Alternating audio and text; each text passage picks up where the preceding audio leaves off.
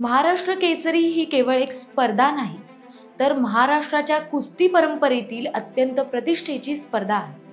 मात्र यंदा महाराष्ट्र कुस्तीगीर संघाने अहिल्यानगरमध्ये आयोजित केलेल्या महाराष्ट्र केसरी कुस्ती स्पर्धेतील निर्णयामुळे वादात सापडली आहे। ही स्पर्धा वेगवेगळ्या मुद्द्यांनी गाजते। राजकीय दबाव असल्याची चर्चा आता होऊ लागली आहे। तो राजकीय दबाव नेमका कोणता? शिवराज राक्षे हा ट्रिपल महाराष्ट्र केसरी होईल म्हणून त्याला पराभूत करण्यात आलंय का? कुठेतरी हीच इनसाइड स्टोरी दडलेली असल्याची चर्चा आहे। चला जाणून घेऊ नेमकं घडलंय तरी काय। नमस्कार, मी प्राची शिरकर, प्रहार न्यूज लाईन मध्ये आपलं स्वागत करते। यंदा पुण्याच्या पृथ्वीराज मोहोळ आणि सोलापूरच्या महेंद्र गायकवाड यांच्यात अंतिम सामना रंगला। सामना सुरू होताच दोन्ही पैलवानांना प्रत्येकी 1 गुण मिळाला। मात्र अचानक गायकवाडने आखाडा सोडला आणि थेट पंचांकडे धाव घेतली।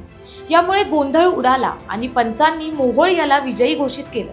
त्यामुळे महेंद्र गायकवाडच्या समर्थकांमध्ये रोष निर्माण झाला आणि वातावरण तणावपूर्ण झालं। पोलिसांना लाठीचार्ज करून परिस्थिती नियंत्रणात आणावी लागली। महाराष्ट्र केसरीचा उपांत्य सामना तर अधिकच गाजला। पुण्याचा शिवराज राक्षे आणि पृथ्वीराज मोहोळ यांच्यात सामना रंगला। राक्षेच्या समर्थकांचा आरोप आहे की त्याला जाणून बुजून हरवण्यात आलं, कारण त्याने ट्रिपल महाराष्ट्र केसरी होण्याची संधी गमावली। पंचांच्या निर्णयावर राक्षे यानं हरकत घेतली। खांदे टेकलेले नसताना मोहोळचा विजय कसा, यावरून त्यांचे पंचांबरोबर वाद झाले। वाद टोकाला पोहोचले आणि राक्षेनं पंचांच्या कॉलरला थेट हात घातला। यानंतर संतापलेल्या राक्षेने पंचांना लाथ मारली। त्यामुळे त्याला 3 वर्षासाठी निलंबित करण्यात आलं। शिवराज यांच्यावर अन्याय झाल्याचं त्यांच्या आई-वडिलांचं देखील म्हणणं आहे।